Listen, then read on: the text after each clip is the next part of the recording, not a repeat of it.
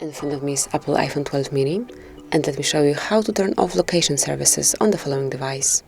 So first of all, you need to reach the settings, then find and select privacy, and here click on the first option here, which is location services.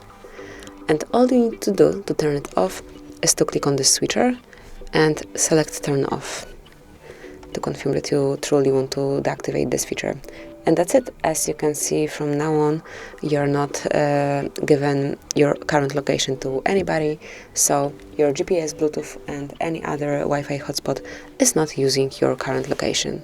So this is it. That would be all. Thank you for watching. Please subscribe our channel and leave the thumbs up.